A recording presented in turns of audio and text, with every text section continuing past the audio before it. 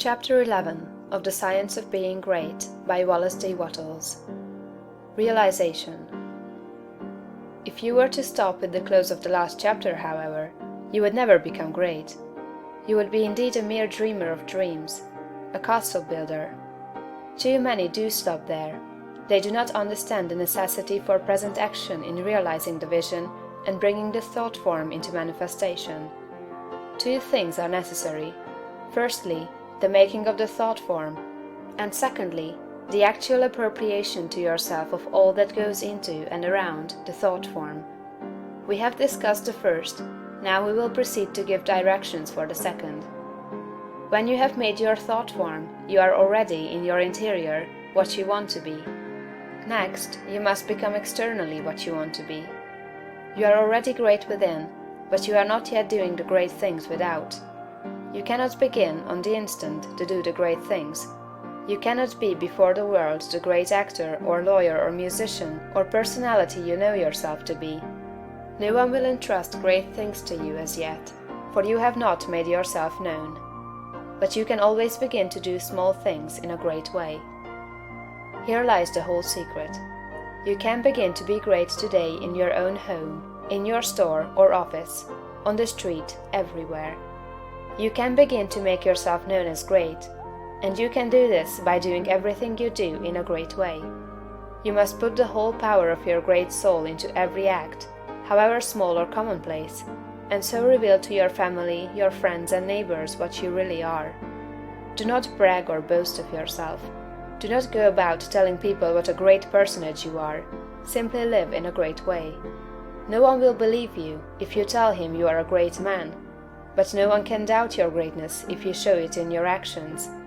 In your domestic circle, be so just, so generous, so courteous and kindly, that your family, your wife, husband, children, brothers and sisters shall know that you are a great and noble soul.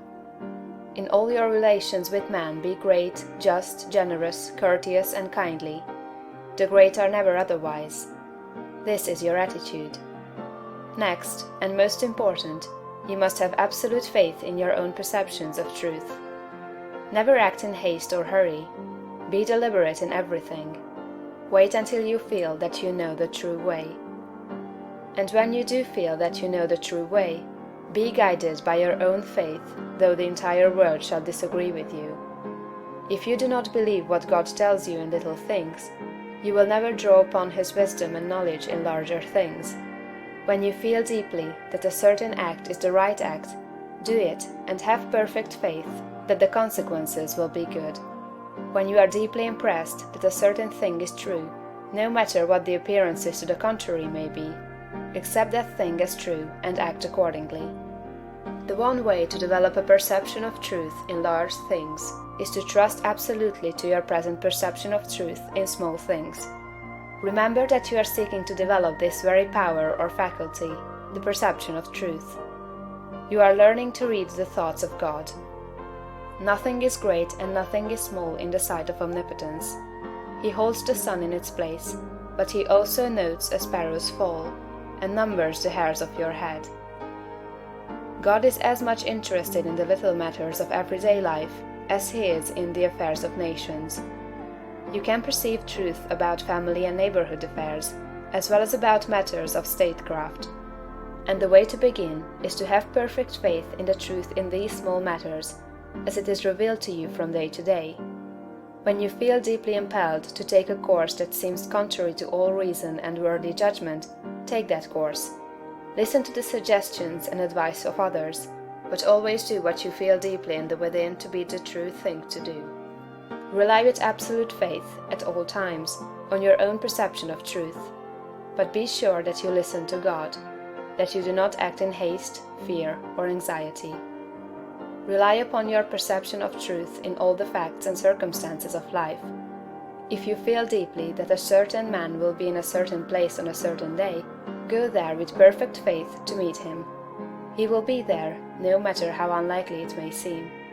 If you feel sure that certain people are making certain combinations, or doing certain things, act in the faith that they are doing those things.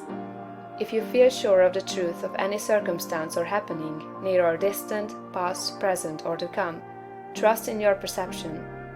You may make occasional mistakes at first because of your imperfect understanding of the within, but you will soon be guided almost invariably right. Soon your family and friends will begin to defer more and more to your judgment and to be guided by you.